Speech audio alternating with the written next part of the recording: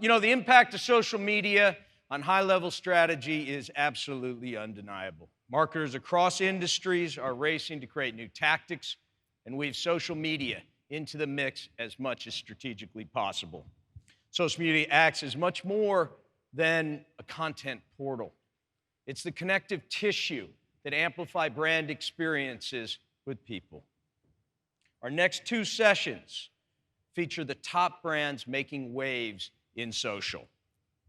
They're here today to present successful campaigns, case studies with their partners, and they'll be interviewed by Brian Morrissey, editor-in-chief of DigiDay. Those of you that don't read it, you should be. It is a leading modern media publication and a must-read for anybody that wants to be on the bleeding edge. So let me welcome Brian to the stage, and he'll bring out the rest of his crew. Thanks for coming, Brian.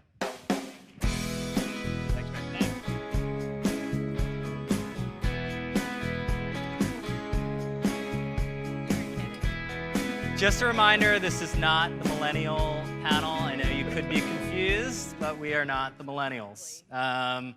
It's always hard to follow the millennials, you know? But we're going to talk about a very important topic. You know, I think about the theme of this conference, which is transformation. And I think two of the big transformations we're seeing is this shift from desktop to mobile, and also the rise of gigantic platforms touching hundreds of millions of people and allowing them to connect. Now, both have very big implications for brands and publishers. We're going to focus on platforms and brands in this session, and one following it, and we're going to use case studies to do it. So right now, we're going to talk about a campaign that Wendy's did last fall, and it was Barbecue for America. And to discuss this and the role of platforms when it comes to brands connecting with consumers, I am joined by Jon Cook. He is the global CEO of VML. Brooke Skinner. Brooke is the senior manager of brand strategy for Twitter. And Brandon Roten. Brandon is the VP of digital and social media at Wendy's. Now, to kick things off, Jon, do you want to run through some background on the case study? Yeah, sure. We'll give everybody a quick background before we get into the dialogue. Wendy's is let me get this going. Wendy's is a good place to start because I think from a social media connecting with brands, they've made it a big premium to make the social media channel a dedicated place for content publishing, and it's become, while the work looks great and the experience is great, it's become a bit of a science in how how engineered it is for results. They do a great job of bringing in agency partners and social platforms like Twitter in early, which is a good lesson we learned early on. And I think instead of focusing on engagements and volume and number of likes, hits, et cetera, it's been about how much incrementality can we create, how many new audiences can we engage to drive traffic into restaurants. So this is some of the work behind us, but we're going to talk about something I feel uniquely qualified to talk about. I'm from Kansas City, so we're going to talk about pulled pork. And let me, if I get this to work. So this is a campaign, as you mentioned, we did last fall, and hugely successful for Wendy's in launching barbecue, but had its challenges, one of which is, as you've probably seen, barbecue is not hugely part of QSR menus, and it hasn't been always successful for a lot of other chains. Secondly, we didn't mess around. Instead of launching one product, there's three. There's a barbecue sandwich, a barbecue hamburger, and then barbecue pulled pork fries. So we're not messing around at Wendy's. Hey. And then to add another layer of complexity, there's three sauces you can choose across three different products. And so a lot to work with there. But the bigger challenge is for this to be successful, it couldn't just be confined to areas of the geography that loved barbecue. It had to be successful across the United States. And so we just leaned right into the challenge. There's an area of the country that I didn't even know had a name, but I live right in the middle of it. It's called the Barbecue Belt. And when we looked at the Barbecue Belt, there's so much passion, and there's a lot of passion and competitiveness between Kansas City, Memphis, North Carolina, Texas. And we said, you know what, if we're going to reach all of America successfully, we're going to have to lean into this passion and get everybody to experience the passion of the barbecue around the world and around the United States. Whenever you want to get the United States rallied around something, you choose a cause. We couldn't find one we wanted to align with, so we created one. And that was, you actually said barbecue for America. It's actually barbecue for America. So it's a little different than that, and that's where he is. So From New York City. yeah, very New York of you. So anyway, here's Barbecue for America. Americans love barbecue, but only the privileged few who live in the barbecue belt get to enjoy high-quality barbecue on a regular basis, leaving the rest of the country barbecue deprived. So when Wendy's introduced its new barbecue menu nationwide, we spoofed a typical celebrity-endorsed cause campaign by casting American entertainment icons from the 80s and 90s to bring attention to America's barbecue problem. Barbecue inaccessibility. It's a thing. I've experienced life in one of these obscure outlying territories, a place called New York City. We called our cause Barbecue for America, and it ran across Wendy's social channels in a series of PSA-style videos. As a born and bred Texan, I was raised in an environment of barbecue privilege, and it has weighed upon my conscience. That's why I'm joining Wendy's Barbecue for America cause to help fight barbecue inaccessibility. Our campaign introduced the solution to barbecue inaccessibility: Wendy's 3 new pulled pork options, and with your choice of 3 barbecue sauces. Smoky. Spicy. And sweet. The possibilities are literally 9. we encouraged Americans to spread awareness by sponsoring their barbecue-deprived friends on social media by tagging them in the comments. The result was an outpouring of support, and the barbecue belt of America grew into more of a barbecue blanket. It's okay to clap. Yeah. So, it's pretty cool when you get to work with Stone Cold and the Karate Kid and guys like that. But really, there are 3 areas we tend to play with in our creative.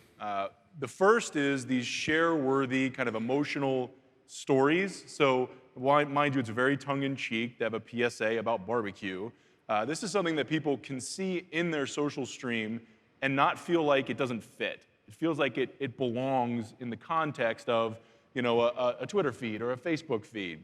The second area we play in is really something to gain a little equity from nostalgia. We were actually talking about this backstage, but, if you're 20 years old, you've grown up your entire life with a journal in your pocket. You're using Instagram and Twitter and Facebook and all these platforms to actually log your daily experiences. So using some nostalgia, something that you might actually be able to, TBT your way to, could be very interesting. And we found it actually works really well for us as a brand. We have a little bit of that in our brand, being 40, 50 years old and a rich history. And the last piece that we play with a lot is consumer-generated stories and content. So we try to involve consumers as much as is humanly possible. You saw in the barbecue example, we're actually using content as people are submitting it as comments to our videos and our stories. And actually, there was a significant portion of this program that was purely consumer-generated. It was a program we called the Tweetathon. So again, every cause needs to have a phone-a-thon, right? Where you get your celebrities on stage and actually raise awareness of your cause. So we did that through our partners on Twitter. So I'm going to show you a quick video here in a second on that. But we actually used a real-time Twitter program to directly interact with people in this faux cause using Ralph Macchio, using Carlton, I don't even know his real name, Carlton, and Stone Cold. So a quick video here with our promo for Carlton's Tweetathon. Oh, hello there. A short while ago, I had the pleasure of lending my celebrity to the Barbecue for America cause, raising awareness about Wendy's ambitious new mission to bring its delicious new barbecue pulled pork sandwich, cheeseburger, and cheese fries to all of America. Today, Q-craving citizens, I need your help to raise awareness about the Barbecue for America cause. Why? Because Wendy's is paying me handsomely to do so. For the price of a retweet, we'll bring the message of Wendy's quality pulled pork to otherwise barbecuely underprivileged places like Breckenridge, Boca Raton, Boise, and the millions of other places where Americans wouldn't have easy access to an abundance of quality barbecue. Get ready to help and maybe get free stuff. Stay tuned for Wendy's Barbecue for America Tweetathon today on Twitter. Cool. We'll let Twitter talk about the tweetathon. Yeah, so incredible piece of content, incredible piece of creative. I'd say one of the things that distinguished this campaign and this relationship is we partner really well far upstream. So these guys bring us into the conversation so we can not only understand what's the best way to activate from a Twitter perspective, from a media standpoint, but also creatively, like how do we make this really come to life, which is where you get ideas like the Tweetathon, which is where you get this really gorgeous and integrated platform landscape. So we did a couple things. We bought the Promoted Trend, which was a huge, huge piece of this for a day in October.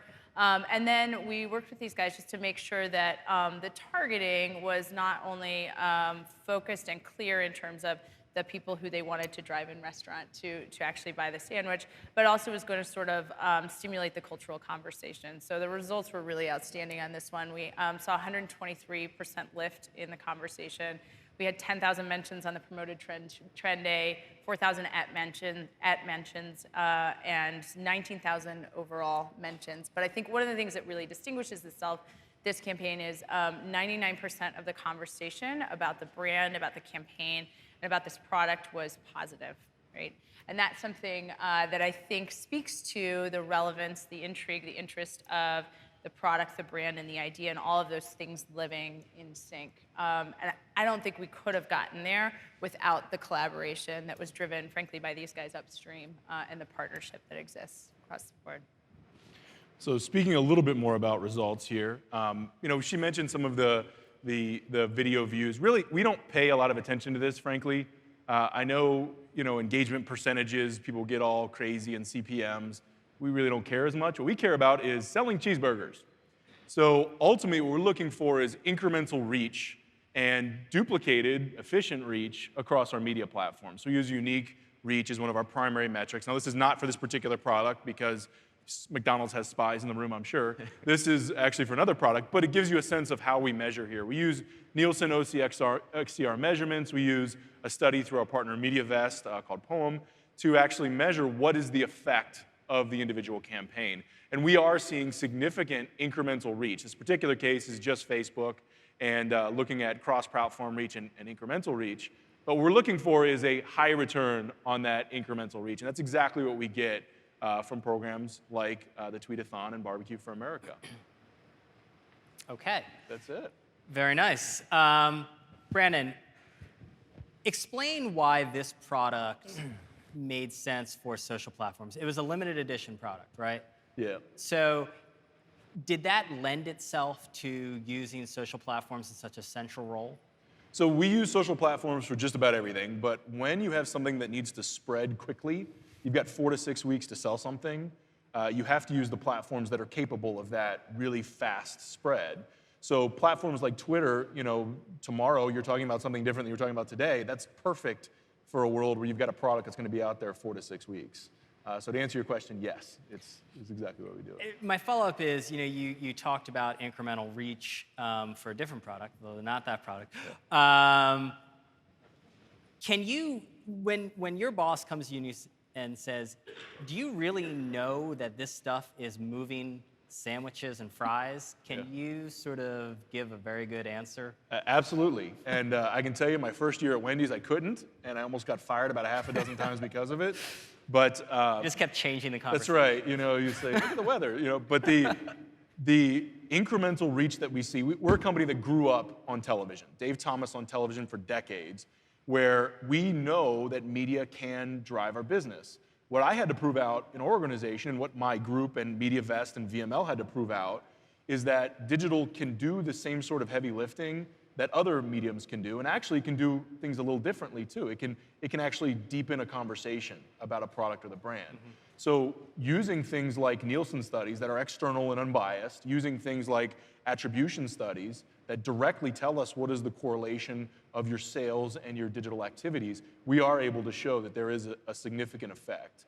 So every year the budget gets a little bigger, the team gets a little bigger, VML gets a little more time to play around with Steve Austin or whoever. So. Yeah. It's nice from an agency because you get so many agencies, including us. You have case studies where you're showing 2 billion% lift of this, and it's just it's just sort of fake percentage. It's nice when you can actually use real type results for driving business. And there's nothing wrong with impressions, there's nothing wrong with no. CPMs, but they don't say anything about how you're affecting your consumer, I think.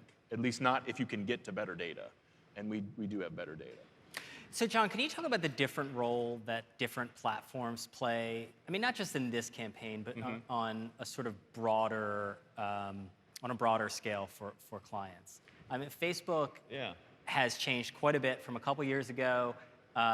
You would probably be bragging about how many likes you have on Facebook and whatnot. Now that's sort of less important. Right. It's much more of a media channel. Right. How are you sort of counseling clients to think overall about the different platforms and the roles they can play? Yeah, no, good question. It's changing. We were talking a little bit before. It changes so rapidly, and we're trying new things. But in general, I think that, well, especially with Wendy's, but a lot of other clients, because you've asked for a broader answer, I think with Twitter and Facebook, the ability to not only engage in marketing conversation, but to engage in conversation about the brand. And I don't know if you call it customer service and support, but that level of getting into dialogue about quality of product or service, because when somebody's had a good or a bad experience, those platforms let us address it really quickly, really credibly, and get it right back out there. So it's not just the marketing aspect, but the customer, I hate saying customer support, but kind of the customer feedback angle. Twitter in this case, in a lot of cases, you talked about the one-day approach. We use Twitter for a lot more than one day, but when we really want to go in and fast, I think Twitter's been great for that. So yeah, it's an evolving story, but we feel like we'll set up a playbook for every different brand, because it's different, and how we're going to use each platform in the conversation, and have one brand message, but it's going to manifest itself a little bit different in the pillars in each platform, and that's been good, but it's been something we've tweaked every day. Yeah. Brooke, so a lot of times Twitter is compared, maybe fairly or unfairly, to Facebook. Now there's a lot of different platforms out there. Obviously, Facebook has unbelievable reach. But now there's Instagram, which has tremendous reach. Snapchat is becoming a really, really interesting thing. There's Tumblr and stuff. How are you sort of going out and talking to brands about where Twitter fits into what they're trying to do? Is it around this immediacy and the realist of real time? Yes, and I mean, I think one of the things about counseling clients and marketers in terms of how to leverage platforms is first and foremost, be nimble, because all of the platforms are changing constantly and evolving constantly. I'd say Twitter's a great example of that. Sticking to the fundamentals of live, public, conversational, distributed, those are really the things that define the platform.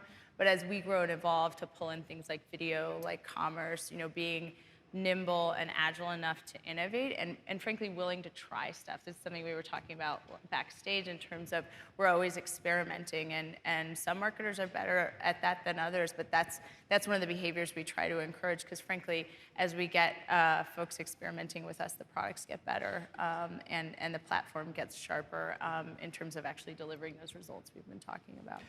So John, where do you see clients going wrong when it comes to approaching platforms? Yeah, I think not being prepared for, of course not Brandon, but other clients. No. Not being prepared for, in social media, you're going to be going 150 miles an hour. You're making decisions fast. You've been trying to talk a brand for years, and to be, the public puts a lot of pressure on a brand to be more public and to be more transparent. And then as soon as they do, there's a lot of client partners who will react and try and kind of clam up as soon as one thing goes wrong on the social media spectrum. And I think if you asked, what could be better, it's not overreacting to when we stick our neck out a little bit as a brand into social media. Let's not overreact to what's going to happen, because the amount of positivity that's going to happen through that transparency far outweighs it. But you see some short-term reactions and some, not just from legal or corporate communications, but even from brand leaders. And how can we be more tolerant, because the reward is great if we can just hang in there for some of the shrapnel that's going to come. Yeah, we were talking about how it's sort of unfair, because there was years where brands were afraid of the risks of sort of putting themselves out there, and then at the same time when they did, and everyone likes to jump on top of times it goes wrong. Brandon, we're running out of time, but I want to go down. If you don't mind, I'm going to go down a list of different platforms, and you're just going to say the first thing that comes to your mind when it comes to Wendy's. Very media folks in the room do. Just a Twitter-sized response, if you will. Facebook. Reach. Okay. Twitter. Immediacy. Okay. Snapchat. Trying to figure it out. Instagram. Young. And Tumblr. Fun. Right now. Okay. Awesome. Thank you very much. Yep. Appreciate Thank it. you. Thank you. Thanks. Getting Kraft up. Guys, Hey, I'm going to thank you. stay. You're staying, yeah. I'm staying. Keep that with you, though. Yeah, you just leave it here. Thanks for hanging out. Thank you. Okay, we're going to move on to our second case study. I couldn't find any current statistics, but last year Mary Meeker had mentioned that 1.8 billion photos were uploaded daily online now. I'm not sure if that's totally accurate, but the visual web is a huge trend that all brands are trying to figure out. And brands, at the same time, as we heard earlier today, are publishers unto themselves. So to discuss that, I want to bring out Dana Shank, who is directly from the airport, and she is Associate Director of Kraft Foods. Dana, welcome. And Kevin Knight, the Head of Agency and Brand Strategy at Pinterest. Come on in. He's got jaunty walk-on music. Yes. It's nice to walk. Being cooped up. Okay, who gets this? I'll take it first. Okay, Kevin think is he going to does. take control. Walk us through. I mean, we're going to talk a lot about Kraft as a publisher. Explain exactly how that happens, manifests itself on Pinterest. Sure. So I'll take a couple of minutes here and just talk about some of the things that we've learned about Pinterest over the last couple of years. I've been there for about 2 years. The first thing is, what strikes me is that if I were, and I've got a handful of friends in the audience here, if I were to look at your Facebook posts, I would see the things that you did maybe yesterday, the barbecue joints you hit up last night, the weekend you spent, wherever you're from, or in Austin if you came in earlier. If I were to look at your tweets right now, I would see your thoughts on the conference that we're sitting in right now. But if I were to look at your Pinterest boards, what I would see is your plans, not what you've done in the past. And that's the really interesting thing that we're finding at the intersection of brands and Pinterest. And so what Dana and I are going to talk about is how brands are becoming part of those plans that people have on Pinterest. So Pinterest is all about the future. The things that you're doing on there, they're not about self-expression. They're not about showing the things that you've done or the things that you're doing right this minute. It's the hopes that you have, the plans that you have for your future. And what's interesting is today there's about 70 million people who are using Pinterest actively, and collectively they have pinned more than 30 billion pins onto 750 million boards. Each one of those has been handpicked and slotted into a plan that somebody has for their future. And so behind every pin is intent. Every pin is a prelude. And that opens up a lot of opportunities to not only influence the actions that people take, but also to learn a lot about them. So whether it's planning for the baby that's coming this summer, or the entertainment that you're going to have for a date night, or getting a new jacket for the 4A's, or planning your trip to Cannes, figuring out what car you're going to buy next, figuring out how to do yoga in your hotel room and how to stay healthy on the road. Your cell phone contract is up in a couple of months. What phone are you going to replace your current one with? What are you going to feed your family tonight for dinner, or your friends this weekend when they come over for brunch? How are you going to finance your dream home that you've been planning on Pinterest? And what nail color is going to go best with that bathing suit that you got for your upcoming beach vacation? Regardless of what you're using Pinterest for, this is the key thing, is that people are using it to plan those future things, be they this evening or later on in the future. The other really interesting thing here is that because of the role that brands play in those plans, brands are welcome on Pinterest. And if you think about it, there isn't a single brand that exists except for the fact that it helps people do something in their lives. So not only are brands welcome on Pinterest, they're actually essential to Pinterest. If we were to take brands out of Pinterest, there wouldn't be any Pinterest, because more than two-thirds of the content on Pinterest comes from businesses. And again, while that might be surprising given what we talk about as being social today, Pinterest is not a social media platform. It's not a selfie platform. It's not an image sharing platform. It's a tool people are using to plan their futures. And you really can't do anything in your future without going to a store or buying the ingredients in your life, whatever types of products those are. When you promote your brand on Pinterest, and Dana's going to talk a lot more about this, so I won't steal any of her thunder, but when you promote it, one of the really interesting things, and my favorite thing to do as a marketer, is to go to my pins and look at all of the places that regular people have repinned my content onto. Because when you do that, you can see how they're interpreting your brand and how they're baking your brand and your products into their plans. So by doing that, you're actually tapping into what has fast become the largest, most actionable focus group that the world has ever seen. So that's just a little precursor to what we've learned about Pinterest, but most importantly, I want to hand it over to Dana now, who's going to talk about how Kraft is using this to bake itself, I guess pun intended, into the plans of its consumers. All right. Thanks, Kevin. Thanks for having me here, everyone. So I'm going to take you through, it's really 3 quick points is our story. The first is around all of the traffic and the engagement that comes from our presence on Pinterest. It brings us a wealth of data that's very important to Kraft.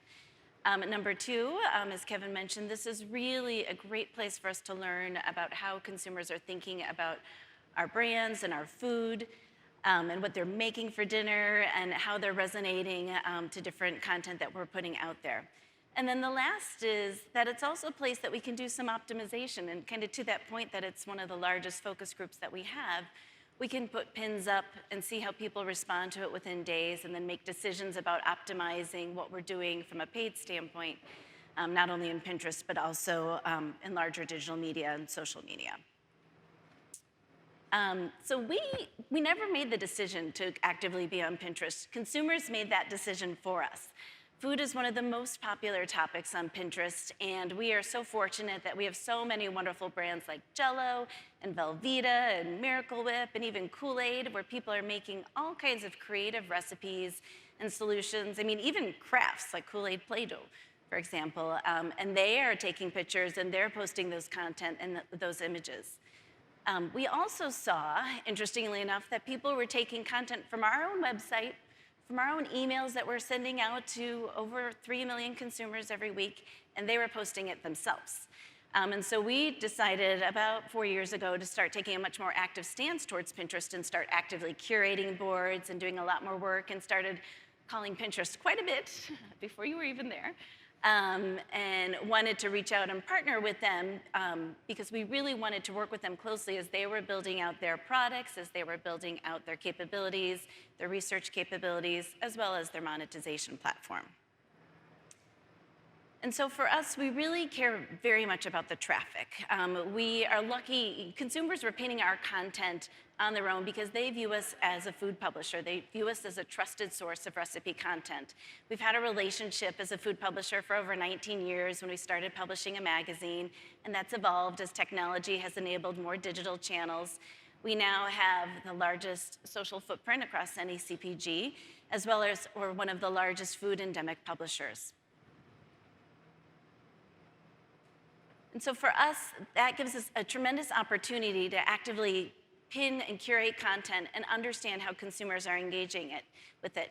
We've learned that, it's not just about, I think there's this myth that Pinterest is all about the pin fail kind of images. It's these cakes that you could never recreate yourself, something that looks like Cookie Monster, and if I made it, it would look like Oscar the Grouch. That's not been our experience on Pinterest whatsoever. Our consumers really resonate, and they come and they spread our everyday content. They look to us for everyday food solutions. And then we're also able to see what are those food solutions that are resonating, and then how are they spreading and sharing them. Our #1 pin is actually a simple lasagna recipe. It's one of our most popular recipes on the website. But it's amazing, it's just a simple recipe, and that's what's been pinned and clicked on more than any other pin. The image in front of you is a shrimp, it's a pasta carbonara image, and this is actually one of our leading pins so far this year. And what's interesting is that you're able to see how different people classify it in terms of things my kids will like, a quick budget meal, a dinner recipe, and all that helps us think about how we should position some of this content for our brands from a copy standpoint, from a classification standpoint, as we're doing audience segmentation, which images kind of fit within So it's a wonderful opportunity for us to learn about how our content resonates with consumers. This image is actually fun. It was from last week. One of our trending pins on our recipe website, we feature a couple trending pins every day. It just shows you straight up what's most popular. And this popped. It's a frozen Grammy Sammy. Try saying that 10 times fast.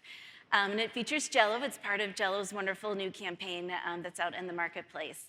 And so we saw that this was one of our trending pins, and we could immediately call the Jell-O team and say, hey, you know what, you have some paid social dollars that are out there. You have some paid dollars for search and for other content marketing.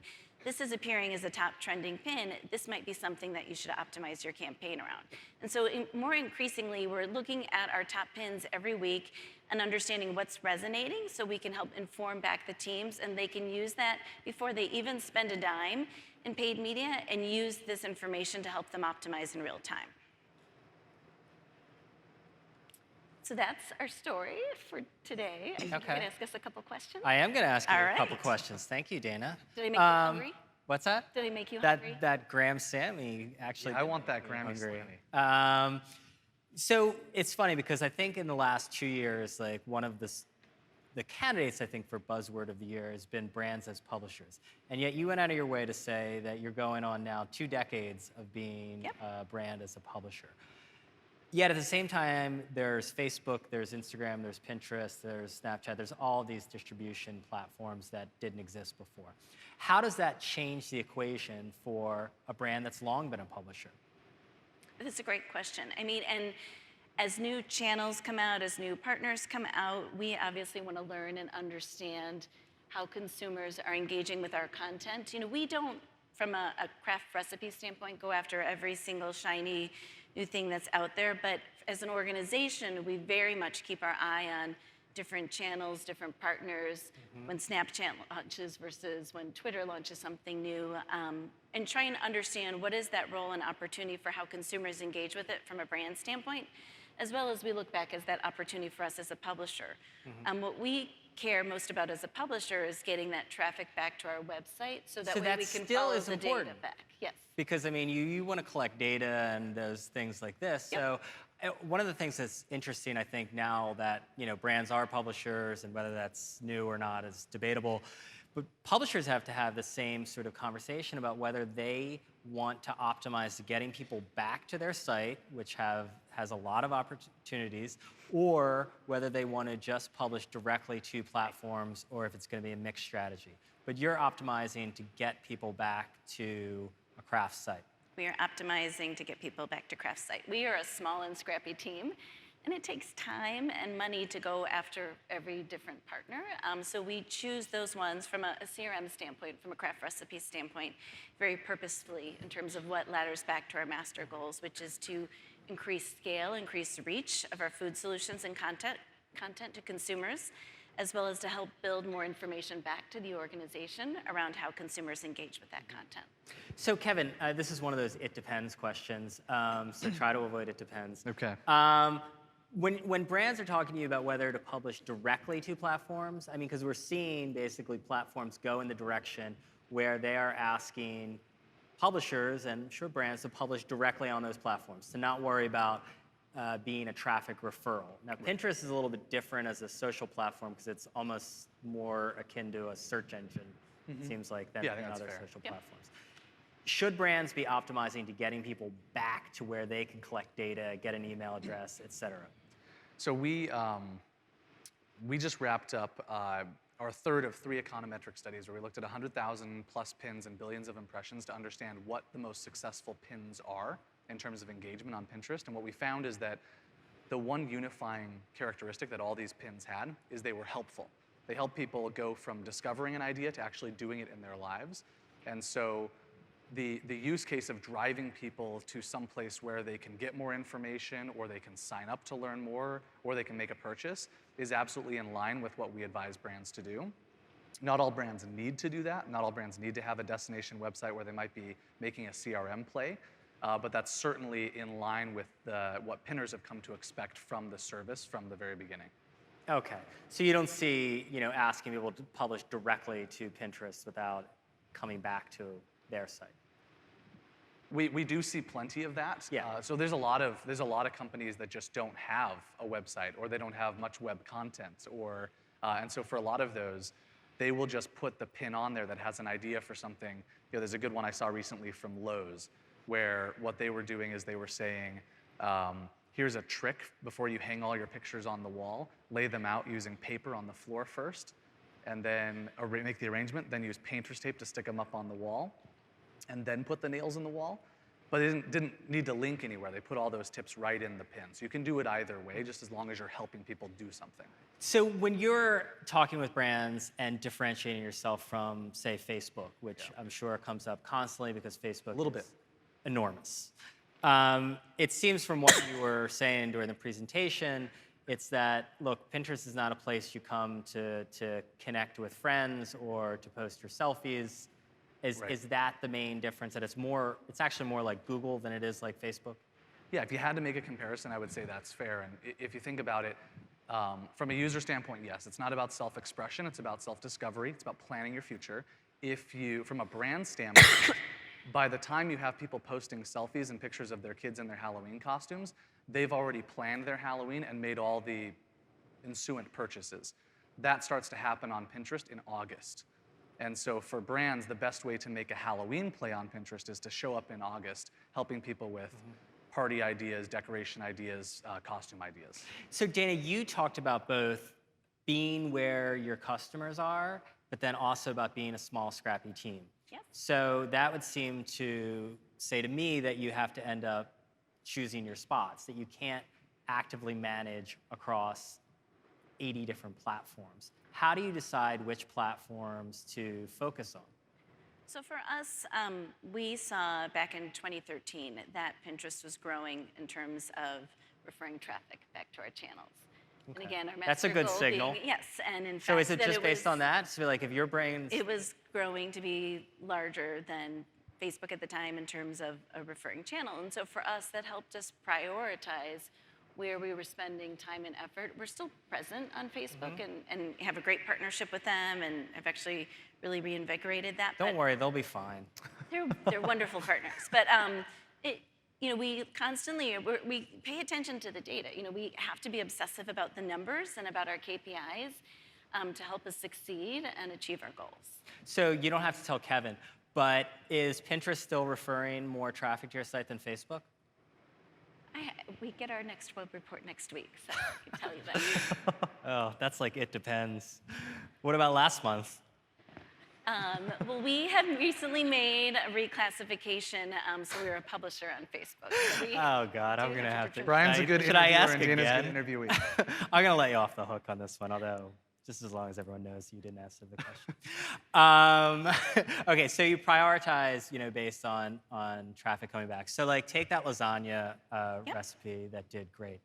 Did that not do well on Facebook, or did you try that on Instagram? Is there something particular about a lasagna recipe to a specific platform? It would seem like lasagna recipes would do well.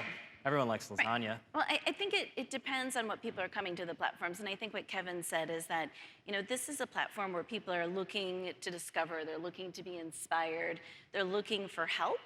And finding that everyday content is what works best for us and really seems to resonate with consumers. Our simple lasagna recipe, it is one of our most popular recipes on the website. When we've posted it on Facebook, it does fine. It hasn't been our top performer, but it hasn't been our worst performer. But I think it speaks to that kind of discovery aspect of what Pinterest is about, how people are looking for help. They're looking to be inspired by content. They are absolutely open to brand content. And then that also helps for a marketer understand what somebody's intent is and what their future behavior is. So you're looking to bring people back to a Kraft site. So does that mean that Instagram doesn't factor into your plans at all? So for some of our brands, Instagram does. We are constantly looking at Instagram and thinking about how we can make that work. Even though you can't get clicks back to your site? I think the most basic way, you can't get clicks back on your site now. But I think there are some other publishers who've done some interesting things to make it work for them. Okay, that is true. We wrote about this yesterday. So Kevin, one question for you, because I noticed that when one of in one of the slides, you showed a guy using Pinterest. the sort of, not knock, but the reputation of Pinterest is that it's all women, that there are no dudes. Is that still the case? And is that important for Pinterest to sort of make it safe for men? I think what's interesting is most services like this sort of start somewhere. For Facebook, that was college kids. For us, it was moms and women. Moms and women are huge. We reach almost half of all American women. It is a priority for us to make it a service that is super valuable to men. If you look back even 2 years ago, if you were a guy and you signed up for Pinterest, we were going to do things that said, hey, follow your Facebook friends on Pinterest. And most of those friends were going to be women, and most of them were going to be in the midst of planning a wedding or redecorating a room or something like that, and you were going to be turned off. Today, that isn't really part of the onboarding experience. Today, the onboarding experience is, what are you into? What are you interested in? And we'll show you that stuff. So if you are a football fanatic in Wisconsin and all you care about is beer and bratwurst, you could have an experience on Pinterest where, unless you went out seeking for cupcakes, you wouldn't even know they were there. And I think that is why today the male audience is our fastest growing audience. Okay. So we're running out of time, but Dana, one last question. What is one platform that you're keeping a very close eye on that maybe a lot of people are not? That a lot of people are not? Well, I mean, not like, don't say Facebook. No, I actually do think Instagram. Okay. Instagram is fascinating in terms of how a millennial audience uses that. We were just looking at different stages of how people think about and look at different digital sources, if they're spending time mobile, desktop, the different platforms, YouTube versus Pinterest versus Google versus Instagram, and there very clearly is a place of when people are using Instagram. So I think for us, figuring out that connection and seeing if that's an opportunity is interesting. They just gotta let you click back to the site. Problem solved. Okay, Dana and Kevin, thank you so much. Appreciate it. Thanks for having us.